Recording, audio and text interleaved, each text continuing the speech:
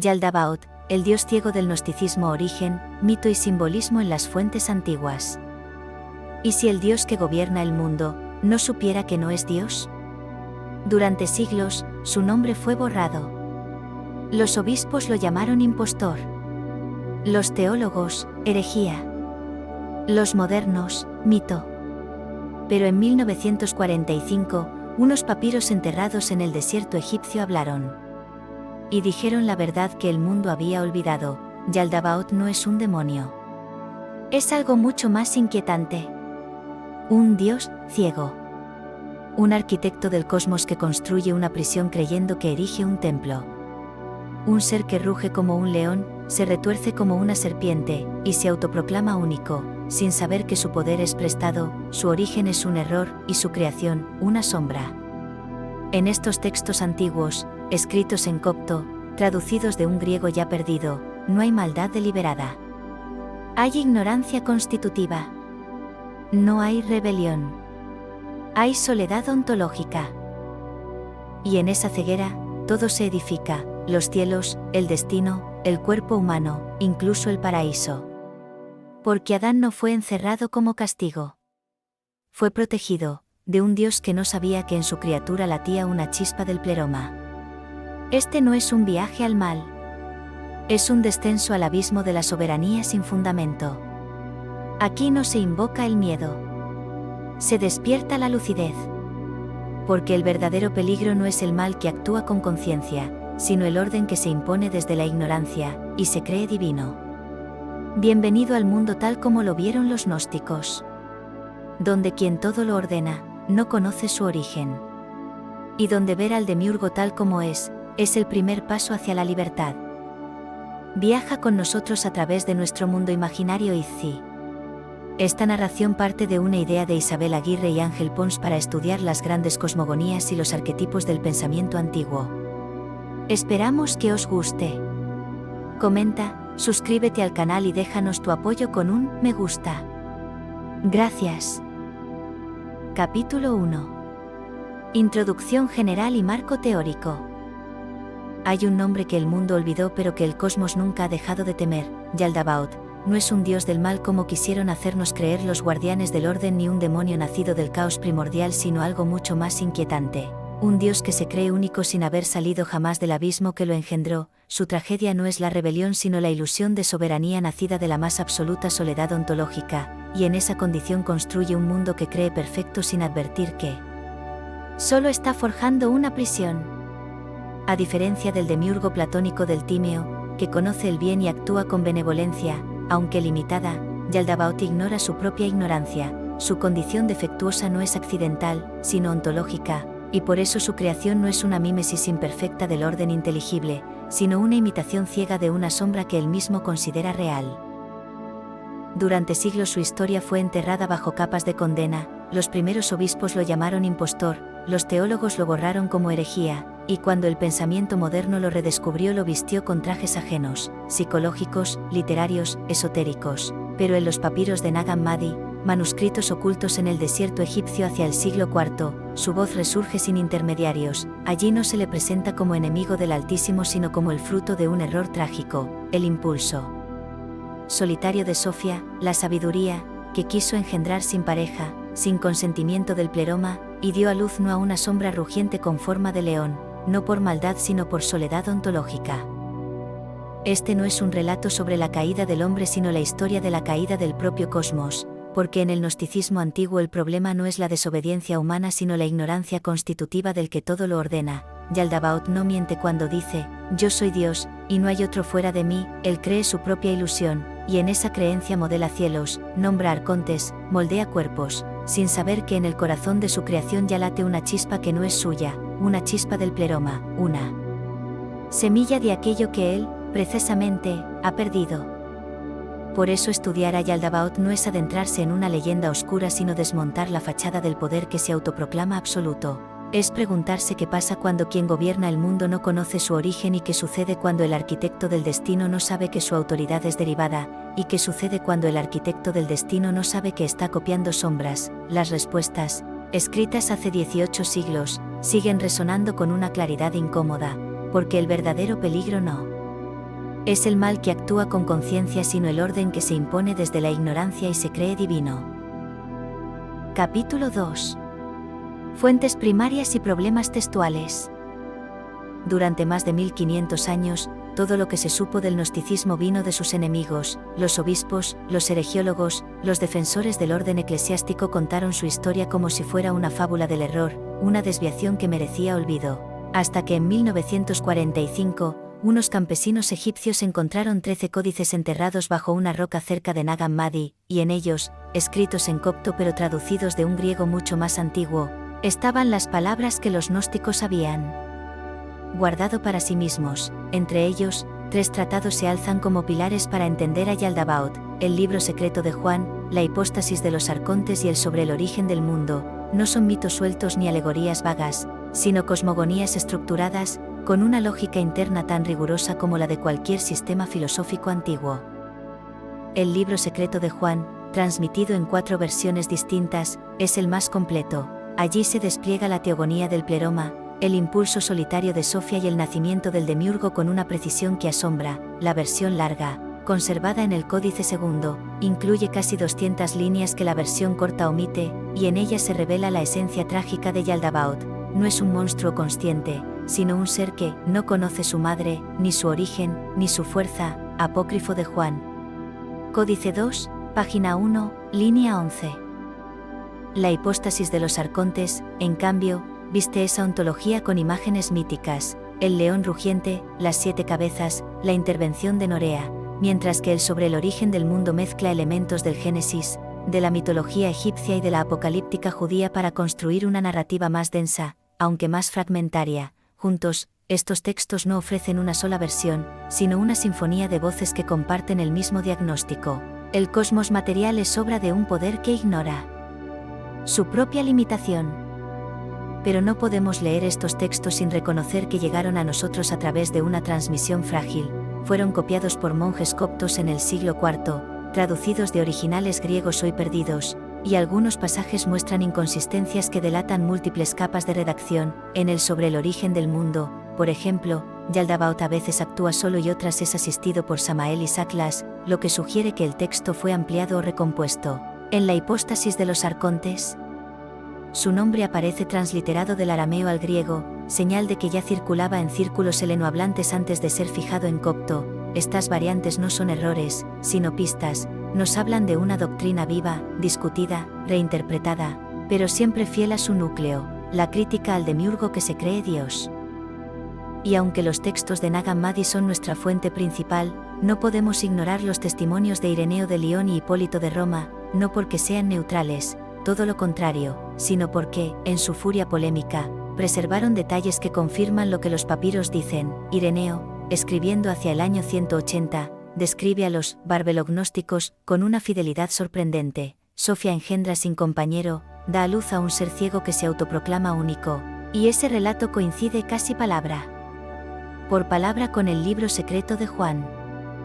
Hipólito, medio siglo después, añade elementos cruciales. Menciona explícitamente los 3 nombres, Yaldabaoth, Saklas, Samael, y describe su cuerpo leonino y serpenteante. Sus intenciones eran ridiculizar, pero su testimonio, cruzado con los textos coptos, se vuelve una herramienta de verificación. En cambio, Epifanio, más tardío y menos riguroso, mezcla leyendas y añade elementos como la figura de Lilith, por lo que su relato se toma con la máxima cautela. El principio hermenéutico es claro. Lo que confirma Nag Hammadi se acepta, lo que distorsiona o caricaturiza, se descarta. Estos textos no nacieron en el vacío, surgieron en el Egipto romano del siglo II, un crisol donde el judaísmo helenístico, los cultos egipcios, el platonismo medio y las primeras comunidades cristianas se entrelazaban. De ahí provienen los arcontes, herederos de los ángeles de la ley en el apocalipticismo judío. De ahí, la figura de Sofía, resonante con la Homa bíblica y con la Sofía filosófica de Filón, y de ahí, la estructura del pleroma, que dialoga, aunque en ruptura, con la jerarquía de los eones en el neoplatonismo incipiente. Comprender esto no es buscar influencias, sino reconocer un contexto, porque Yaldabaoth no es una invención aislada, sino una respuesta crítica a un mundo que ya tenía sus dioses, sus leyes y sus verdades. Y fue en ese mundo donde alguien tuvo el coraje de preguntar, ¿y si quien gobierna el cosmos no es el creador, sino su sombra más ciega? Capítulo 3. Sofía y el problema del origen, el error y la emanación. En el corazón del gnosticismo no hay un Dios malvado, ni una rebelión cósmica, ni siquiera un pecado original. Lo que late allí, con una tristeza antigua y una lucidez desgarradora, es el error de Sofía, no un error moral, no una caída por desobediencia, sino un impulso solitario, un deseo que quiso imitar al Padre Invisible sin comprender que en el pleroma todo nace en pareja. Ella, la última emanación de la plenitud, quiso engendrar por sí misma, y en ese acto de amor desmedido, dio a luz no a un ser de luz, sino a un producto abortivo, informe, rugiente, ciego, y ese ser es Yaldabaoth. Por eso, su origen no es un acto de maldad, sino la primera grieta en la simetría del ser, la primera vez que algo sale del pleroma sin estar ligado a su fuente. El libro secreto de Juan lo describe con una crudeza poética que no admite equívocos. Sofía, la que es después de la prole perfecta, queriendo producir sin su compañero y sin haber obtenido consentimiento del espíritu ni del varón perfecto, quiso que su emisión fuera por ella misma, para que su hijo fuera semejante al Padre Invisible. No hay rebelión en estas palabras, sino imitación desordenada, y el resultado no es un enemigo, sino una sombra que no sabe que lo es, la hipóstasis de los arcontes refuerza esta visión. Al ver lo que ha engendrado, Sofía se arrepintió y tembló, no por haber pecado, sino por haber ignorado los límites de su potencia. Su sufrimiento no es el de la culpable, sino el de quien descubre que su deseo ha producido una deformidad ontológica, y en ese momento, el cosmos aún no existe, solo hay un abismo, un ser informe y una madre que llora en silencio. Todo esto gira en torno a tres términos griegos que el gnosticismo carga de un significado radical: entimesis, amartema y monogenes. La entimesis no es un pensamiento racional, sino un anhelo íntimo, un impulso del alma que no encuentra su contraparte. El amartema no es un pecado, sino un error constitutivo, una desviación del orden que no puede corregirse desde dentro, y el monogenes, engendrado solo, se aplica tanto a Yaldabaoth como al Salvador, pero con sentidos opuestos. Uno es único por carencia, el otro por plenitud. Esta terminología revela que el gnosticismo no opera con una ética del bien y del mal, sino con una ontología de la deficiencia, donde lo verdaderamente peligroso no es la maldad, sino la unilateralidad, el acto que rompe la simetría del pleroma y da lugar a lo que no debería existir. Y aunque estas ideas resonaban en el mundo antiguo, el eros del banquete platónico, la ibris de los trágicos, la peña que anhela al poros, el gnosticismo las invierte radicalmente. Para Platón, el cosmos es una mímesis imperfecta pero bien intencionada del mundo de las ideas. Para los gnósticos, la creación es una mímesis ciega, hecha por un ser que ni siquiera sabe que imita, y esa diferencia no es de grado, sino de orden ontológico, porque mientras el demiurgo platónico mira al bien y actúa con benevolencia limitada, Yaldabaoth mira su propio reflejo y cree que es el arquetipo. Su tragedia no es querer el mal, sino no saber que existe algo más allá de su propio rugido. Incluso dentro del gnosticismo, esta visión no es monolítica. En el setianismo, el error de Sofía es único, catastrófico, irrepetible. Ella es la última emanación, y su caída es total. Pero en el valentinianismo, la figura se duplica. Hay una Sofía superior, inmutable, y una Sofía inferior, Achamot, cuya caída es parcial, y cuyo arrepentimiento da lugar a un cosmos que, aunque defectuoso, puede ser redimido. Esta diferencia anticipa visiones distintas del demiurgo. En un caso, un tirano irredento, en el otro, un ignorante que puede ser iluminado, pero en ambos, el origen del cosmos está marcado por un error que no es pecado, sino desequilibrio, y en ambos, Yaldabaoth, o su equivalente, nace no del odio, sino de la soledad. Esta distinción se sostiene sobre tres términos griegos que el gnosticismo carga de un significado radical. Entimesis no es un pensamiento racional, sino un anhelo íntimo, un impulso del alma sin contraparte. Amartema no es un pecado, sino un error constitutivo, una desviación del orden que no puede corregirse desde dentro. Y monogenes, engendrado solo, se aplica tanto a Yaldabaoth como al Salvador, pero con sentidos opuestos. Uno es único por carencia, el otro por plenitud. Lejos de operar con una ética del bien y del mal, el gnosticismo articula una ontología de la deficiencia, donde lo verdaderamente peligroso no es la maldad, sino la unilateralidad, el acto que rompe la simetría del pleroma y da lugar a lo que no debería existir. Por eso, sin comprender la ontología del error en Sofía, Es imposible entender la naturaleza de Yaldabaoth. Él no es un enemigo externo, sino la sombra de un deseo desordenado, no es un usurpador del trono divino, sino la consecuencia inevitable de un acto que rompió la simetría del ser, y en esa ruptura, se abre el espacio donde el alma cae, olvida y, si tiene suerte, recuerda, porque el drama gnóstico no comienza con la desobediencia humana, sino con una madre que quiso amar como el padre, y olvidó que el amor verdadero nunca es solitario. Capítulo 4. El nacimiento de Yaldabaoth, ontología de un ser defectuoso. La verdadera naturaleza de Yaldabaoth no se revela en sus actos, sino en su origen. No es un dios falso porque mienta, sino porque no sabe que miente. No es un tirano porque odie, sino porque no conoce nada más allá de sí mismo. Su peligro no radica en su voluntad, sino en su constitución, porque en los textos gnósticos más antiguos, Yaldabaoth no es malo por elección, sino defectuoso por nacimiento. Su ceguera no es una carencia que podría superar, sino la esencia misma de su ser.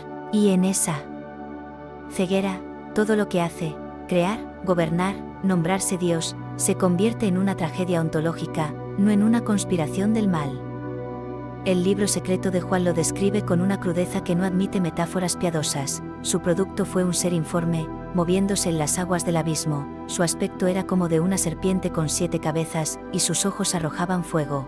Y él se puso a rugir como un león, creyendo que no había nadie superior a él. No hay allí demonización, sino diagnóstico. La forma informe, amorpoton en griego, no es una maldición estética, sino una declaración ontológica. Carece de eidos, de idea, de forma inteligible. Su movimiento en el abismo lo sitúa fuera del pleroma, en ese intersticio donde algo existe, pero sin plenitud, y su autoproclamación, yo soy Dios, y no hay otro fuera de mí, no es arrogancia deliberada, sino la expresión natural de quien no conoce su origen. Él no engaña al mundo, se engaña a sí mismo.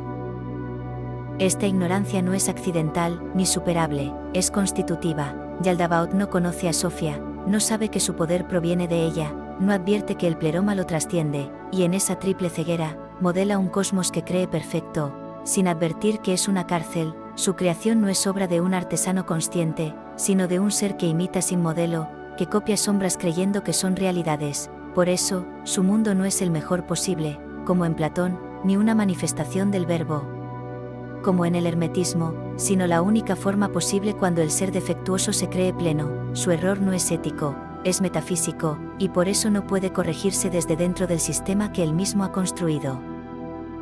La hipóstasis de los arcontes refuerza esta visión con una frase que resume toda la tragedia. Al ver la deformidad de su hijo, Sofía, tembló y se retiró, pero él, ignorante de todo, se llamó a sí mismo Yaldabaoth y creyó ser el único. No hay allí maldad, ni rebeldía, ni astucia, solo ignorancia pura, y esa ignorancia es lo que lo hace peligroso, porque un enemigo consciente puede ser vencido, pero un guardián ciego no sabe que está encerrando lo divino. Su poder no es omnipotente, es precario y reactivo, sostenido por la energía de una madre que ya se ha arrepentido, pero que, en silencio, aún le permite actuar para que el drama de la caída y el recuerdo pueda cumplirse. Y aunque su imagen, serpiente, león, ojos de fuego, 7 cabezas, ha sido leída como decoración mítica, cada rasgo es una metáfora ontológica. La serpiente simboliza lo que se arrastra en la materia, sin elevar la mirada; el león, el poder bruto, sin razón; los 7 ojos, la multiplicación de la ignorancia en los 7 cielos del hado; y el fuego de sus ojos no ilumina, sino que ciega, porque Yaldabaoth no es un monstruo diseñado para asustar, sino el cuerpo visible del error ontológico, la fisonomía de quien se cree origen sin serlo. Por eso, reducirlo a un dios maligno es perder el núcleo del gnosticismo. Yaldabaoth no es el antagonista del drama cósmico, es su condición de posibilidad. Sin su ceguera, no habría prisión del alma; sin prisión, no habría necesidad de gnosis; y sin gnosis, no habría recuerdo del pleroma. Su figura no invita al miedo, sino a la lucidez, porque su ignorancia no es una sola, sino triple. No conoce a Sofía, su madre, no reconoce que su poder es derivado, no autónomo, y no percibe que en él hombre ya late una chispa del pleroma que él mismo no ha creado, porque el verdadero peligro no es el mal que actúa con conciencia, sino el orden que se impone desde la ignorancia y se cree divino. Y en ese sentido, Yaldabaoth no es una reliquia del pasado, sino un espejo incómodo para todo poder que se autoproclama absoluto sin preguntarse de dónde viene. Capítulo 5. Yaldabaoth como demiurgo, poder, creación e imitación. En el gnosticismo antiguo, la creación del cosmos no es un acto de generosidad, ni un ordenamiento divino, ni siquiera un castigo, es la materialización de una ilusión. Yaldabaoth, al asumir el rol de demiurgo, no ejerce un poder soberano, sino que despliega su ceguera en forma de mundo. Su acto creador no revela sabiduría, sino la profundidad de su desconexión con el pleroma, y en ese gesto, creer que modela la realidad cuando solo está dando forma a su propio error, se funda toda la prisión del alma, porque el cosmos gnóstico no es un templo, sino una arquitectura de la ignorancia, construida piedra a piedra por un arquitecto que no sabe que sigue los planos de una sombra. El libro secreto de Juan describe con precisión implacable la secuencia de su obra. Primero crea 7 cielos, luego coloca en cada uno un arconte, y juntos forman el hado, esa red invisible que encadena al alma al tiempo, al destino, a la materia. No son dioses menores, ni ángeles caídos, sino instancias de la necesidad, rostros de la ignorancia organizada. Luego, movido por un impulso que cree propio, dice a sus arcontes: hagamos al hombre a nuestra imagen, según nuestra semejanza. Pero en ese instante, sin que él lo sepa, la madre, Sofía, insufla en el barro una chispa del pleroma. Su fuerza vino de su madre, pero él no la conoció, por eso, su creación carecía de alma verdadera, hasta que ella insufló el espíritu en secreto, y así, el cuerpo humano se convierte en el escenario de un conflicto que el demiurgo no entiende. Su criatura se levanta, habla, mira al cielo, y él, por primera vez, siente miedo, no miedo a la desobediencia, sino al misterio de algo que no ha creado y que sin embargo vive en su mundo. Esta paradoja es el núcleo de la antropología gnóstica. El hombre no es malo por naturaleza, ni caído por pecado, sino dividido. Su cuerpo es obra de Yaldabaoth, su espíritu es don del pleroma, y en esa grieta, nace la posibilidad del recuerdo. Pero Yaldabaoth, al no reconocer la chispa divina en Adán, reacciona como cualquier tirano que se siente amenazado, lo encierra en el paraíso, no como regalo, sino como prisión. El jardín del Edén, en esta lectura, no es un estado de gracia, sino la primera celda del alma, decorada con árboles y ríos para que el preso no advierta que está encerrado, y en ese gesto, encerrar lo que no comprende, se revela su verdadera naturaleza. No es un creador, sino un guardián ciego. Su creación, por tanto, no es una imitación consciente del orden pleromático, sino una mímesis defectuosa sin acceso al modelo. Él no mira las ideas, como el demiurgo del Tímeo, no actúa por mandato del nous, como en el hermetismo. Solo ve sombras y cree que son realidades. Su cosmos es, pues, una copia de una copia, un reflejo que se toma por la fuente, y en esa ilusión, todo lo que ordena, los cielos, los astros, las leyes del nacimiento y la muerte, se convierte en una estructura de opresión. No por maldad, sino por falta de fundamento ontológico. Su poder no es autónomo, es derivado, parásito de una plenitud que ignora, y por eso, precario.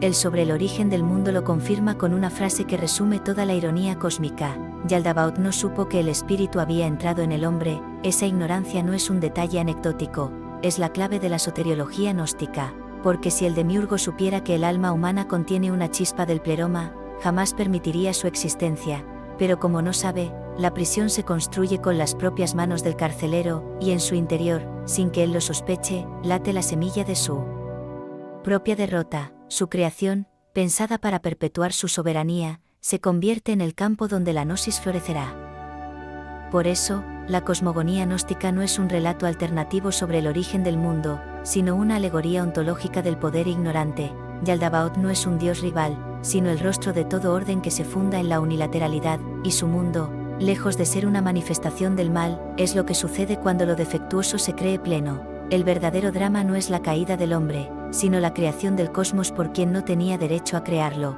y en ese mundo, el alma no debe redimirse del pecado, sino recordar que nunca perteneció a él. Capítulo 6. Iconografía y simbolismo del demiurgo. En el gnosticismo antiguo, el cuerpo de Yaldabaoth no es una fantasía del horror, sino una semiótica del error ontológico. Cada rasgo de su forma, serpiente, león, 7 cabezas, ojos de fuego, no busca asustar, sino hacer visible lo invisible. La fisonomía de quien se cree Dios sin serlo, porque en estos textos, la apariencia no engaña, revela, y la apariencia de Yaldabaoth revela que su ser no es pleno, sino escindido, reptante, rugiente, ciego. su cuerpo híbrido no es monstruoso por capricho, sino metafórico por necesidad. La serpiente simboliza lo que se arrastra en la materia, sin elevar la mirada al pleroma, el león, el poder bruto, sin razón ni autocrítica, los 7 ojos, la multiplicación de la ignorancia en los 7 cielos del hado, y el fuego que arroja no ilumina, sino que ciega, porque su visión no alcanza más allá de su propio dominio. El libro secreto de Juan lo describe con una precisión que no admite lecturas simbólicas secundarias. Su aspecto era como el de una serpiente con 7 cabezas, y sus ojos lanzaban fuego, rugía como un león, y su cuerpo era oscuro como el abismo. Esta iconografía no es decorativa, es diagnóstica. Cada elemento responde a una dimensión de su deficiencia. La serpiente denota falta de elevación ontológica, el rugido leonino, la violencia del poder que se afirma mediante el miedo, las 7 cabezas, la fragmentación de la ignorancia en niveles cósmicos, y la oscuridad, no como ausencia de luz, sino como incapacidad para recibirla, porque Yaldabaoth no es enemigo de la luz, simplemente no la ve, y en esa ceguera, construye un mundo que cree verdadero, sin advertir que es una sombra dentro de una sombra. Pero su nombre, o más bien, sus 3 nombres, es tan revelador como su cuerpo. No son sinónimos, sino designaciones funcionales que despliegan distintas capas de su naturaleza. Yaldabaoth, de raíz aramea, suele interpretarse como hijo del caos o niño del abismo, Yalda, hijo, y Bou, abismo o vacío primordial, y denota su génesis desordenada, su nacimiento fuera del orden del pleroma, sin pareja, sin modelo, y sin eidos, es decir, sin forma inteligible, lo que lo sitúa ontológicamente en la nada diferenciada.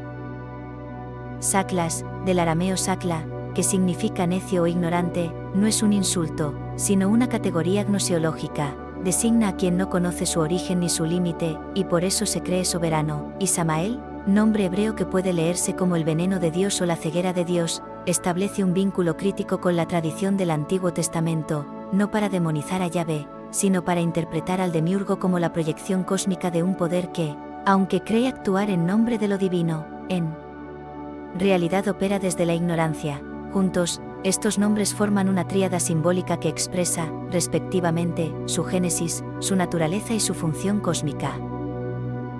Esta simbología no surge en el vacío, dialoga con tradiciones antiguas, pero las transforma radicalmente. En la mitología egipcia, la serpiente Apep es el enemigo externo del orden solar. En el gnosticismo, Yaldabaoth no es un enemigo externo, sino el caos que se cree orden. En la apocalíptica judía, la bestia de 7 cabezas representa imperios opresores. En los textos gnósticos, esa bestia no está fuera del cosmos, sino que es el cosmos mismo, personificado en su arquitecto, y en el platonismo, el cuerpo es prisión del alma. En el gnosticismo, no es el cuerpo en general, sino el mundo entero, modelado por un ser ciego, el que encadena al alma. Así, la iconografía de Yaldabaoth no hereda símbolos, sino que los reconfigura para articular una crítica ontológica. Y esa crítica no es meramente teórica, es instrumental para la liberación, porque en la trimórfica protennoia y en otros himnos gnósticos, el Salvador no viene a redimir mediante el sufrimiento, sino a desenmascarar. Revela a los arcontes que sus rostros son de barro y su poder se desvanece ante la luz del pleroma, y en ese acto de revelación, el gnóstico no solo comprende que el mundo es prisión, sino que el carcelero es ciego, y al verlo tal como es, ceguera con forma de león, arrogancia. Con nombre de caos, el miedo se disuelve, y con él, el poder del hado, porque el verdadero encantamiento no es la materia, sino la ilusión de que quien gobierna el cosmos merece obediencia.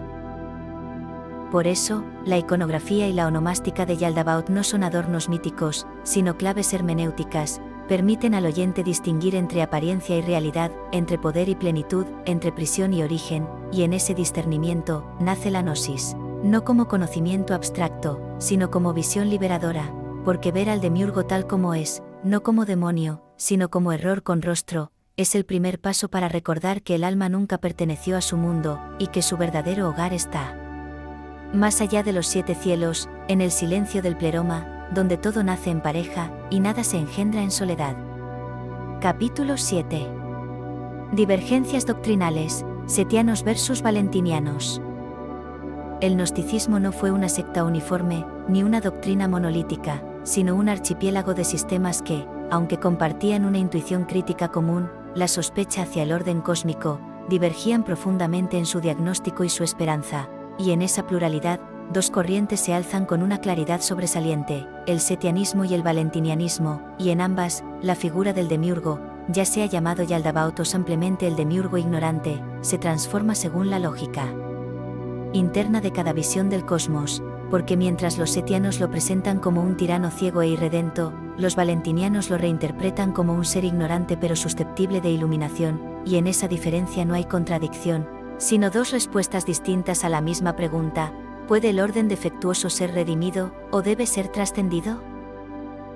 En los textos setianos, el libro secreto de Juan, la hipóstasis de los arcontes, el sobre el origen del mundo, Yaldabaoth es una figura ontológicamente cerrada, nace del error solitario de Sofía, sin mediación divina, y su naturaleza es tan deficiente que no puede participar en la salvación, su creación es puramente opresiva, su poder no puede ser corregido, y su final no es la conversión, sino el desenmascaramiento y la disolución. En el libro secreto de Juan, tras la venida del Salvador, los arcontes se estremecen y se disuelven como sombras ante la luz, no hay diálogo, no hay misericordia, no hay gracia para Yaldabaoth, su existencia lo excluye de la redención. Esta visión refleja una cosmología dualista radical. El pleroma y el cosmos son esferas incomunicables, y la gnosis no transforma el mundo, sino que permite al alma huir de él. Pero en el valentinianismo, la figura del demiurgo se suaviza de modo radical, aunque no aparece con el nombre Yaldabaoth en los textos valentinianos conservados, su función está claramente asumida por el demiurgo ignorante, descrito por Ireneo en Contra las herejías, basado en fuentes valentinianas ahora perdidas. Allí, el demiurgo no nace del error de la Sofía única, sino de la caída de Sofía Achamoth, la Sofía inferior, mientras que la Sofía superior permanece inmutable en él. Pleroma. Esta duplicación responde a una lógica ontológica explícita. En el setianismo, el error afecta al todo; en el valentinianismo, el error es una sombra de Sofía que no contamina el pleroma. Esta duplicación permite preservar la integridad del todo, y abre la puerta a una soteriología más inclusiva. Al escuchar la predicación del Salvador, el demiurgo se arrepiente y ordena que el mundo se someta a la verdad. Su ignorancia no es ontológica, sino educativa, y su función final no es la destrucción, sino la reordenación subordinada. Colabora en la liberación de las semillas espirituales dispersas en el cosmos.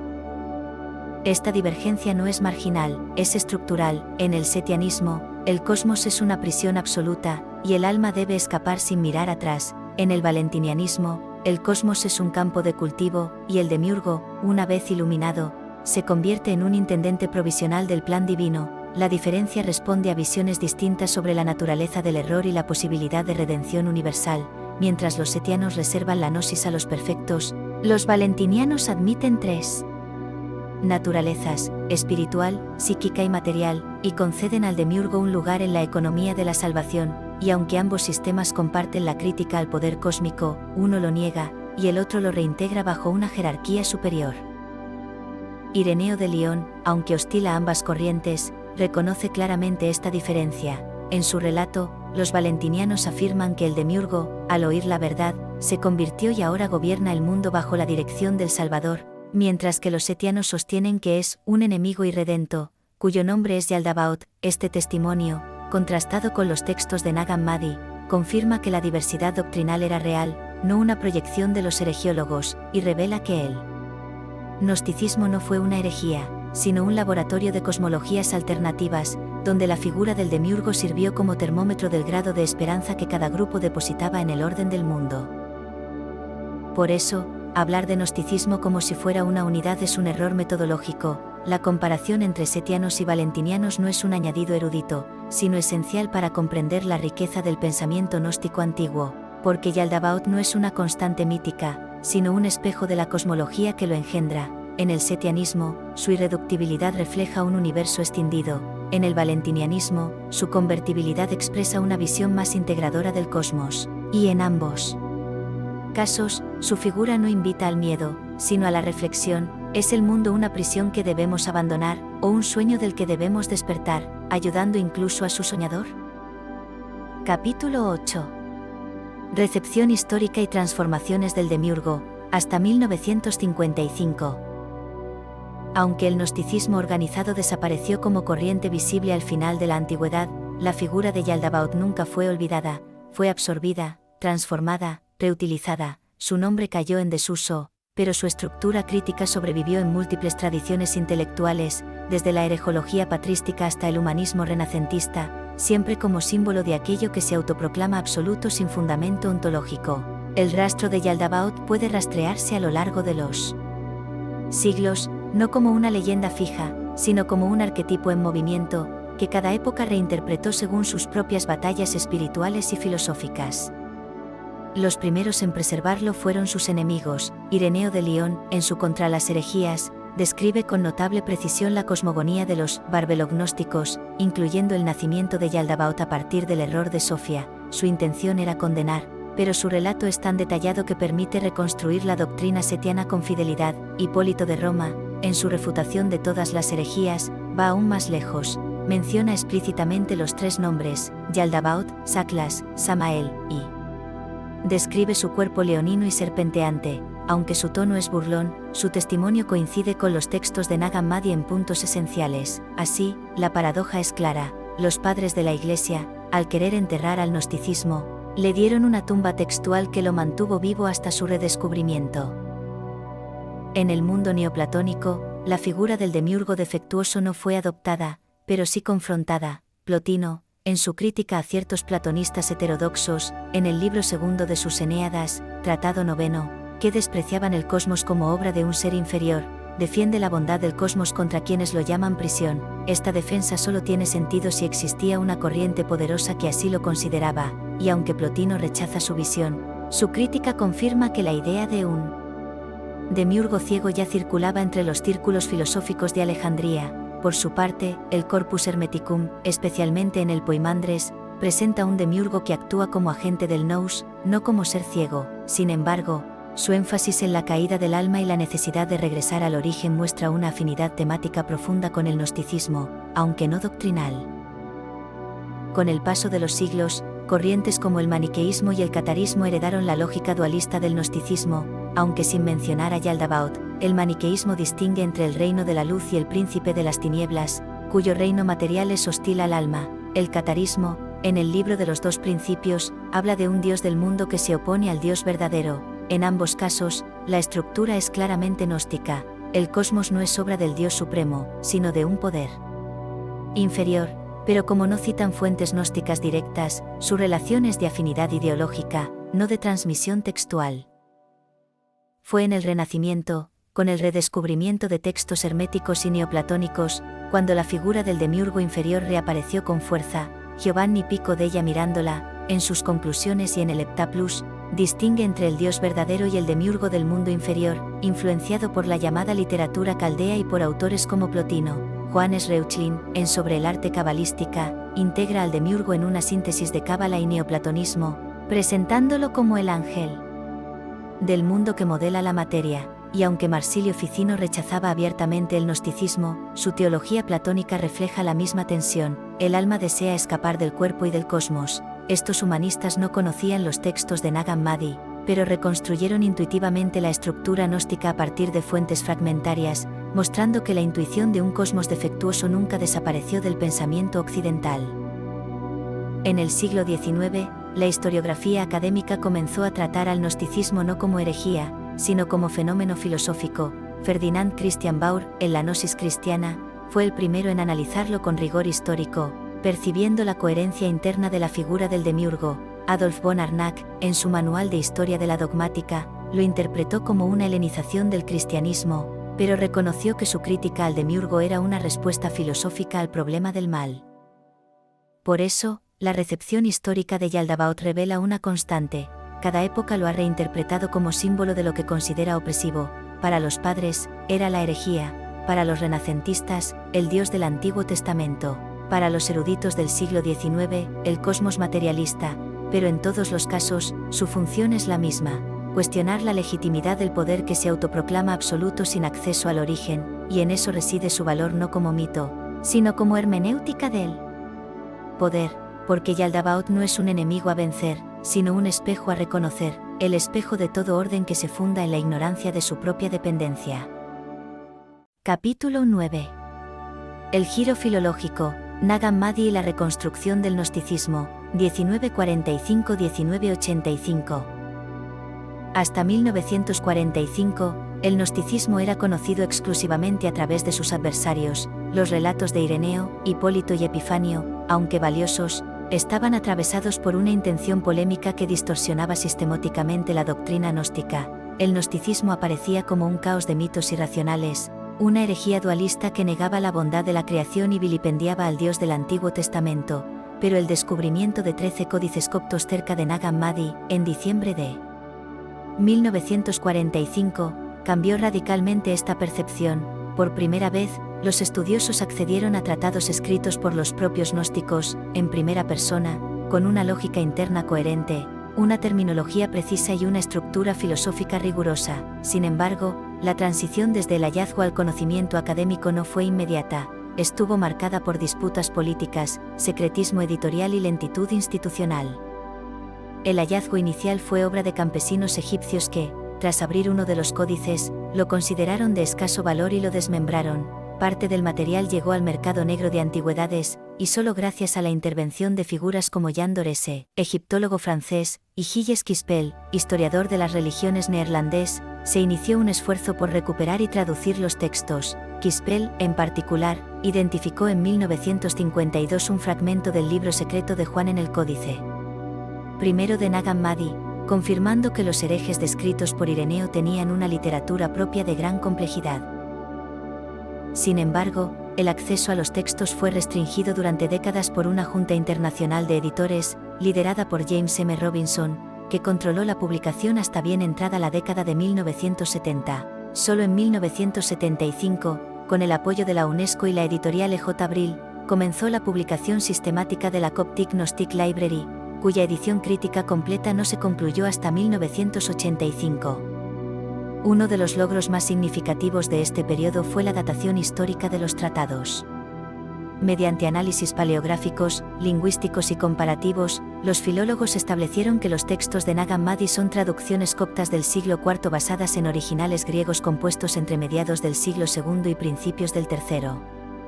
El libro secreto de Juan, por ejemplo, presenta una versión larga que coincide casi palabra por palabra con la descripción de Ireneo en Contra las herejías 1, 29-30, lo que permite fijar su redacción original antes del año 180. Asimismo, el análisis de estratos textuales reveló que algunos tratados, como sobre el origen del mundo, combinan capas redaccionales distintas, una base setiana antigua, ampliada con elementos apocalípticos judíos y mitología egipcia. Estas sutilezas permitieron distinguir entre corrientes gnósticas, setianismo, valentinianismo, barbelognosticismo, y evitar la homogenización del gnosticismo como categoría única. En particular, la identificación de los tres nombres de Yaldabaoth, Saklas, Samael, en múltiples códices, segundo y cuarto, confirmó que no se trataba de una variante local, sino de una terminología establecida en círculos gnósticos del Egipto romano. La filología copto-griega permitió recuperar el sentido preciso de términos cruciales que habían sido mal traducidos o simplificados. Por ejemplo, el adjetivo copto amorpoton, aplicado al nacimiento de Yaldabaoth, fue identificado como un calco del griego que significa, sin forma, carente de eidos. Este hallazgo confirma que la deficiencia de Yaldabaoth no es moral, sino ontológica, pues carece de participación en el orden inteligible del pleroma. De manera similar, el verbo entimesis, usado para describir el impulso de Sofía, fue rastreado hasta su uso filosófico en la tradición platónica, donde denota un deseo apasionado no regulado por la razón. Estos matices, recuperados mediante comparación con el léxico filosófico griego, validan la interpretación de Sofía como figura trágica cuyo error no es culpa, sino desequilibrio. Asimismo, la traducción de Saklas como necio o ignorante, y no como demonio, fue confirmada por su etimología aramea, Sakla, reforzando la idea de que la ceguera de Yaldabaoth es constitutiva, no deliberada. Los avances filológicos entre 1945 y 1985 no solo no contradicen las conclusiones de los capítulos 1 al 9, sino que las refuerzan. La distinción entre el setianismo, donde Yaldabaoth es irredento, y el valentinianismo, donde el demiurgo es redimible, fue confirmada tanto por el análisis de los manuscritos como por los testimonios de Ireneo. La iconografía teriomórfica, serpiente, león, 7 cabezas, aparece de manera consistente en el libro secreto de Juan, Códice II, la hipóstasis de los arcontes, Códice II, y sobre el origen del mundo, Códice II, sin influencia alguna de fuentes medievales o modernas. Asimismo, la recepción patrística, lejos de ser descartada, fue reevaluada como una fuente indirecta fiable cuando coincide con los textos coptos. Estos matices, recuperados mediante la comparación con el léxico filosófico griego, no solo validan la interpretación ontológica de Sofia y Yaldabaoth, sino que la imponen como la única lectura compatible con los textos originales. Capítulo 10. Consensos y disensos en la filología gnóstica contemporánea, 1985-2020. Tras la publicación completa de la Biblioteca Gnóstica Copta en 1985, el estudio del gnosticismo entró en una nueva fase. Ya no se trataba de reconstruir textos, sino de interpretarlos dentro de su contexto histórico, filosófico y religioso.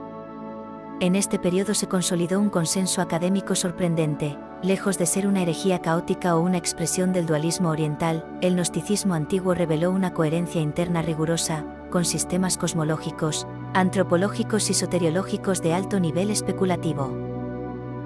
En particular, la figura de Yaldabaoth fue objeto de una reevaluación sistemática, y en las obras de los filólogos más respetados del periodo, Bentley Latten, Birger Pearson, Einar Thomassen, David Brakke, Madeleine Scopello, se repite una conclusión central. Yaldabaoth no es un ser malvado, sino ontológicamente deficiente. Su peligro no radica en su voluntad, sino en su ignorancia constitutiva, y esta lectura, lejos de ser marginal, se ha convertido en el estándar académico dentro de los círculos especializados. Uno de los giros más significativos fue la refutación del mito del dualismo gnóstico. Durante siglos se asumió que los gnósticos creían en dos principios eternos, un Dios bueno y un Dios malo, pero estudios como Repensando el gnosticismo, 1996, de Michael A. Williams, demostraron que esta categoría es una construcción moderna impuesta por historiadores del siglo XIX. En los textos de Nag Hammadi no hay dos dioses, sino una jerarquía ontológica: el pleroma, plenitud; Sofia, emanación trágica; Yaldabaoth, deficiencia; y el cosmos, prisión derivada. Williams argumenta que el gnosticismo no es dualista, sino monista con escisión. Todo proviene del uno, pero una parte se desvía. El error de Sofia no es una rebelión, sino una desviación estructural, y en esa desviación, Yaldabaoth no es un adversario, sino una consecuencia. Este enfoque ha sido adoptado por la mayoría de los especialistas posteriores, incluyendo a Karen King y Anne McGeer, quienes rechazan tajantemente la interpretación de Yaldabaoth como demonio del Antiguo Testamento. Un segundo consenso gira en torno a la naturaleza de la ceguera de Yaldabaoth. Einar Thomassen, en La semilla espiritual, 2006, realiza un análisis exhaustivo de los verbos gnósticos relacionados con el conocimiento, ginosko, epiginosko, y demuestra que Yaldabaoth no puede conocer porque carece de la capacidad ontológica para hacerlo. Su ignorancia no es accidental, como la del ser humano que olvida, sino constitutiva. No posee nous, no tiene acceso al pleroma y su autoproclamación divina no es mentira, sino autoengaño. Esta distinción ha sido confirmada por David Brakke en Los Gnósticos, 2010, quien subraya que el demiurgo gnóstico no es malo, es trágico, y que su figura sirve para articular una crítica filosófica al poder que se autolegitima sin fundamento. Incluso Birger Pearson, traductor del libro secreto de Juan, insiste en que Saklas debe traducirse como el necio, no como el maligno, reforzando la lectura de la ignorancia como categoría ontológica, no ética. La rehabilitación de Sofia ha seguido una trayectoria paralela. En Mujer, Gnosis y Maniqueísmo, 2005, Madeleine Scopello analiza el papel de las figuras femeninas en el gnosticismo y demuestra que Sofia no es castigada por su error, sino que sufre una crisis de reconocimiento ontológico. Su arrepentimiento no es penitencial, sino de comprensión. Advierte que su emisión carece de forma. Este enfoque ha sido reforzado por Elaine Pagels en trabajos posteriores a los evangelios gnósticos, donde abandona su lectura existencialista inicial y adopta una perspectiva más filológica. Incluso Richard Balantasis, en una teoría de la función social del Evangelio de Tomás, aunque centrado en otro texto, reconoce que la caída en el gnosticismo no es moral, sino desplazamiento ontológico. Estos estudios confirman que la interpretación de Sofia como figura cuya tragedia es metafísica, no ética, no solo es válida, sino hegemónica en la academia actual. Finalmente, la distinción entre setianismo y valentinianismo, central en el capítulo 7, ha sido plenamente validada. Bentley Latten, en las Escrituras Gnósticas, 1987, establece criterios claros para diferenciar los sistemas. El setianismo presenta una sofia única y un Yaldabaoth irredento, mientras que el valentinianismo opera con una doble sofia y un demiurgo redimible. Esta división ha sido ratificada por Einar Thomasen en Gnosticismo e Historia de las Religiones, 2020, quien argumenta que la unidad del gnosticismo es un espejismo historiográfico. El consenso actual es claro: no hubo un gnosticismo, sino varios, y la figura del demiurgo varía según la lógica interna de cada sistema. Estos matices, recuperados mediante comparación con el léxico filosófico griego, no solo validan la interpretación ontológica de Sofia y Yaldabaoth, sino que la imponen como la única lectura compatible con los textos originales. Capítulo 11. Límites de la interpretación moderna, que no se puede decir sobre Yaldabaoth. El redescubrimiento de los textos gnósticos no solo abrió la puerta al conocimiento, sino también a la apropiación ideológica. Desde los años 50, Yaldabaoth ha sido reclamado por psicólogos, novelistas, teósofos, conspiracionistas y creadores de contenido digital como símbolo de todo aquello que el intérprete desea condenar: el patriarcado, el Estado, la razón, la religión institucional, incluso la lógica misma. Pero estas lecturas, por sugestivas que parezcan, comparten un defecto fatal. Proyectan preocupaciones modernas sobre textos antiguos que jamás las conocieron, y aunque algunas provienen de autores brillantes, su valor es literario, no histórico. Una de las interpretaciones más influyentes, y más problemáticas, es la junguiana. Carl Gustav Jung, en respuesta a Job, 1952, y seguidores posteriores como Marie-Louise von Franz, presentaron a Yaldabaoth como la sombra del dios bíblico, o como el arquetipo de la psique no integrada. En esta visión, el demiurgo no es una figura cósmica, sino un símbolo del inconsciente colectivo que se rebela contra la conciencia. Aunque poéticamente atractiva, esta lectura es anacrónica en grado sumo. Los textos de Nag Hammadi no hablan de integración psicológica, sino de emanación ontológica, no mencionan el ego, sino el pneuma, y su crítica no va dirigida al inconsciente, sino al orden cósmico que encadena al alma. Como ha señalado Michael A. Williams, aplicar categorías junguianas al gnosticismo es como usar un termómetro para medir el peso. El instrumento es brillante, pero no sirve para el objeto. Una segunda vía infundada es la existencialista, encabezada por Hans Jonas en Gnosis y Espíritu Tardío. Jonas interpretó el gnosticismo como la religión del extranjero cósmico, expresión de la angustia del individuo moderno ante un universo indiferente. En su visión, Yaldabaoth simboliza la alienación del ser humano en un mundo sin sentido, pero esta lectura, aunque seminal, invierte la relación entre texto y contexto. El gnosticismo no nace de la angustia existencial, sino de un debate filosófico concreto en el Imperio Romano del siglo II. ¿Es el cosmos obra del bien? Los gnósticos responden que no, no por desesperanza, sino por coherencia ontológica. Además, Jonas asume un dualismo radical que, como ha demostrado la filología posterior, no existe en los textos. Su obra, valiosa como diagnóstico de su época, no es una guía para entender la antigüedad, y su influencia ha generado más confusiones que claridades. Más allá de la academia, ha surgido en las últimas décadas una industria de falsificaciones que se presenta como gnosticismo recuperado. Ejemplos notorios incluyen el supuesto Evangelio de Yaldabaoth, el libro de los secretos de Saklas o los manuscritos de la secta de los Nepilim, todos ellos creados en el siglo XX o XXI sin base textual alguna. Estos textos, ampliamente difundidos en Internet, mezclan fragmentos de Nag Hammadi con elementos de la Guerra de los Mundos, teorías de reptilianos, Kundalini y New Age. Su función no es revelar, sino vender una estética de lo oculto, y aunque inofensivos como ficción, se vuelven peligrosos cuando se presentan como fuentes históricas. La filología rigurosa rechaza categóricamente estas invenciones, no por dogmatismo, sino por ausencia total de evidencia manuscrita, lingüística o paleográfica. Yaldabaoth no habla en estos textos, solo habla quien los escribe.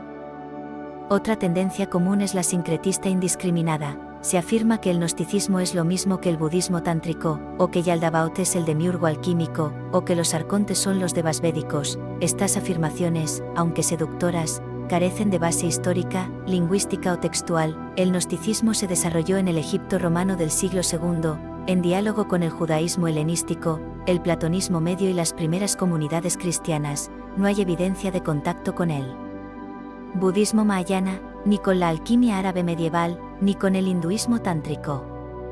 Como ha señalado Birgera Pearson, tales fusiones responden a una nostalgia por lo perenne, no a la historia real de las ideas, y aunque el diálogo comparado es válido en contextos controlados, no se puede equiparar lo que nunca se encontró. Yaldabaoth pertenece a un mundo concreto, no a un mito universal, y es precisamente en ese mundo concreto donde este trabajo realiza su aporte original. No solo rechaza las proyecciones modernas, sino que restaura el enfoque ontológico, integra la filología con la filosofía antigua, y mantiene una delimitación cronológica rigurosa que evita toda contaminación anacrónica. Capítulo 12. Conclusiones generales. Este estudio ha recorrido el largo camino desde el análisis textual hasta la síntesis filosófica para demostrar que Yaldabaoth no es un dios del mal, ni una invención herética, ni una caricatura del Dios del Antiguo Testamento. Es, en los textos gnósticos más antiguos, el libro secreto de Juan, la hipóstasis de los arcontes, el sobre el origen del mundo, una categoría ontológica rigurosa, destinada a articular una crítica radical al orden cósmico. Su nacimiento no es fruto de una rebelión consciente, sino del error trágico de Sofía, un evento donde, metafóricamente, hemos escuchado el silencio de Sofía tras romper la simetría del pleroma.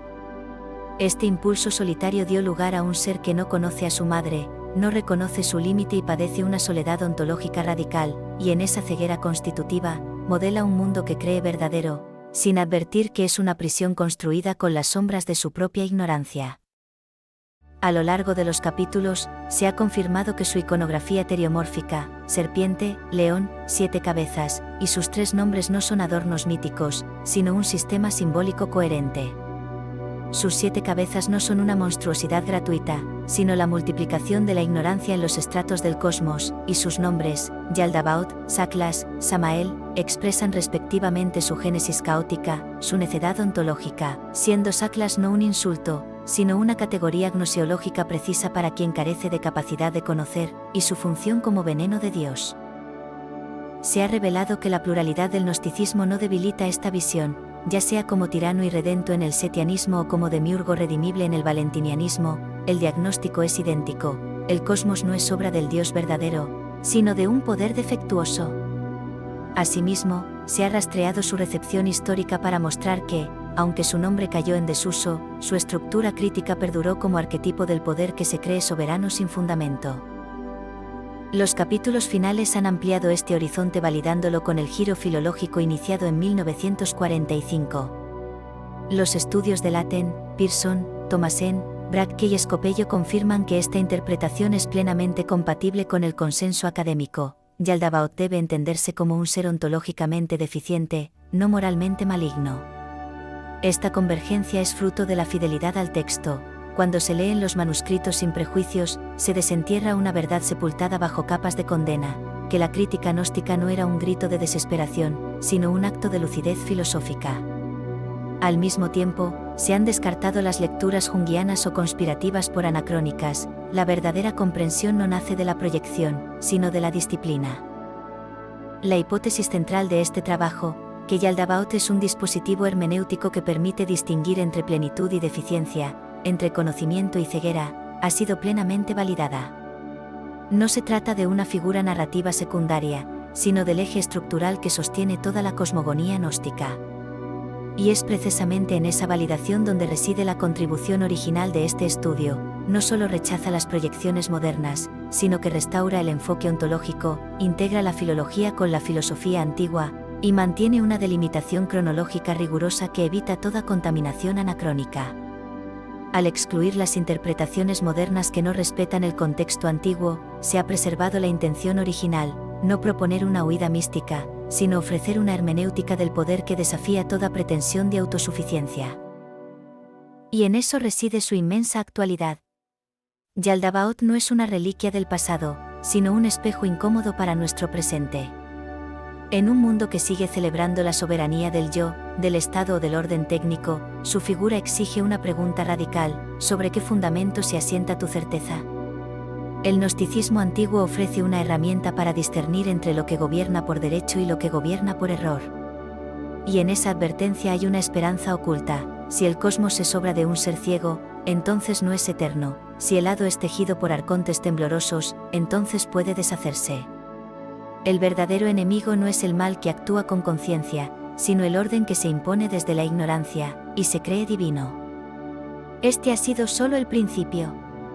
Puedes ampliar tu conocimiento de este análisis en la descripción del vídeo. Y si durante la narración no lo has hecho, suscríbete a nuestro canal Mundo Imaginario ITZY, déjanos tu apoyo con un me gusta y comenta qué otros cuentos, mitos, leyendas y tradiciones deseas conocer. Gracias.